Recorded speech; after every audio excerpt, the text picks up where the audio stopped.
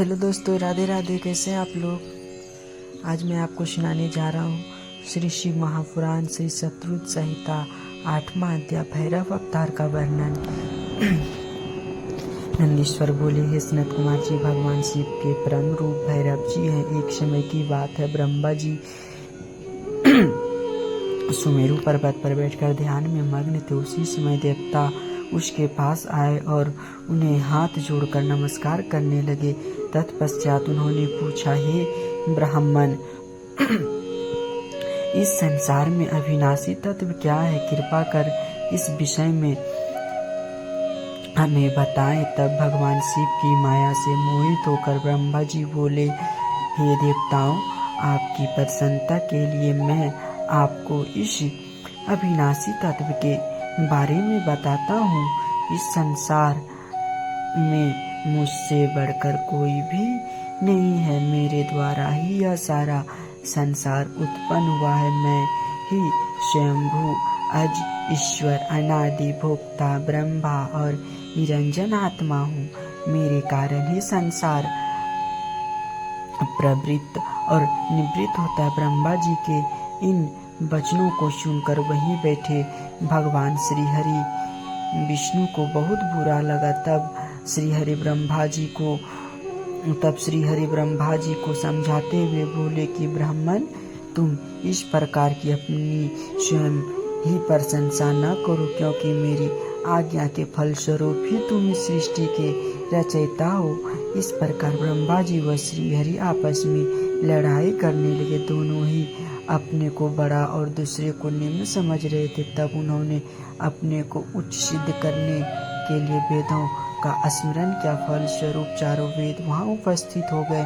तब ब्रह्मा जी और श्री हरि विष्णु ने उन चारों वेदों से अपनी श्रेष्ठता के संबंध में पूछा। तब सर्वप्रथम ऋग्वेद भगवान शिव का स्मरण करते हुए बोले, हे ब्राह्मण, हे हरि, जिसके भीतर समस्त भूत निहित है तथा जिसके द्वारा सब कुछ प्रवृत्त होता है, जिन्हें इस संसार में ब्रह्म तत्व कहा जाता है, वह एक भगवान शिव ही है। तब यजुर्वेद बोले कि उन परमेश्वर भगवान शिव की कृपा से ही वेदों की प्रमाणिकता भी सिद्ध होती है। उन्हीं भगवान शिव शंकर को संपूर्ण यज्ञों तथा योग से स्मरण किया जाता है। तत्पश्चात सामवेद बोले कि जो समस्त संसार के लोगों को भरमाता है और जिसकी खोज में सदा ऋषि मुनि लगे रहते हैं, जिनकी कांति से सारा विश्व प्रकाशमान होता है, वह त्र्यंबकम महादेव जी ही है। इस पर अर्थव बोल उठे कि भक्ति के साक्षात्कार करने वाले तथा समस्त दुखों का नाश करने वाले एकमात्र देव भगवान शिव ही है। वेदों द्वारा कहे गए इन वचनों को सुनकर ब्रह्मा और विष्णु बोले, हे वेद, तुम्हारे वचनों से सिर्फ तुम्हारी अज्ञानता ही झलकती है। भगवान शिव तो सदा नंगे रहते हैं, अपने शरीर पर भस्म धारण किए करते हैं, जिसके सिर पर जटा, जूट व गले में रुद्राक्ष वे सर्पों को भी धारण करते। भला शिव को परम तत्व का कैसे कहा जा सकता है? उन्हें परब्रह्म किस प्रकार माना जा सकता है? ब्रह्मा जी और श्री हरि विष्णु के इन वचनों को सुनकर हर जगह मूर्त और अमूर्त रूप में विद्यमान रहने वाले ओंकार बोले कि भगवान शिव शक्तिधारी है, वही परमेश्वर है तथा सबका कल्याण करने वाले वे महान लीलाधारी है, और इस संसार में सब कुछ उनकी आज्ञा से ही होता है। ओंकार की बातें सुनकर भी ब्रह्मा जी और विष्णु जी की बुद्धि में ये बात नहीं आई और वे इसी प्रकार आपस में लड़ते रहे। उनका विवाद खत्म होने का नाम ही नहीं ले रहा था। तभी उन दोनों के बीच में एक विशाल ज्योति प्रकट हो गई। इस विशाल ज्योति का न तो आरंभ था न ही कोई अंत। उस अग्नि की ज्वाला से ब्रह्मा जी का 5वां मुख जलने लगा। उसी समय कल्याणकारी भगवान शिव वहाँ प्रकट हो गए। ब्रह्मा जी शिव जी से बोले, हे पुत्र, तुम मेरी शरण में आओ, मैं तुम्हारी रक्षा करूँगा। तुम मेरे सिर से ही प्रकट हुए हो।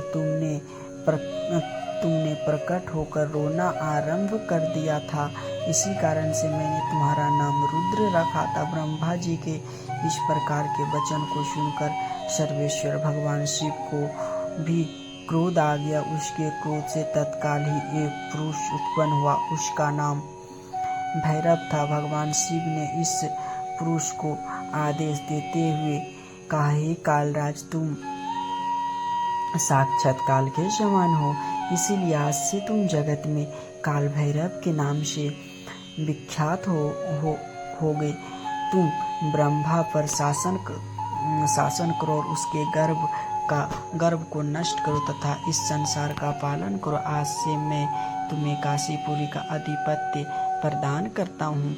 वहाँ के पापियों को दंड देना तुम्हारा ही कार्य होगा। वहाँ के मनुष्य द्वारा किए गए अच्छे बुरे कर्मों का लेखा चित्रगुप्त स्वयं लिखेंगे। भगवान शिव के इस आदेश को काल भैरव ने प्रसन्नता पूर्वक ग्रहण किया। तत्पश्चात उन्होंने अपनी बाईं उंगली के अग्रभाग से ब्रह्मा जी का 5वां सिर काट दिया। यह देखकर ब्रह्मा जी भयभीत होकर शतरुद्रीय का पाठ करने लगा। भगवान शिव की कृपा से दोनों के बीच का विवाद तुरंत समाप्त हो गया।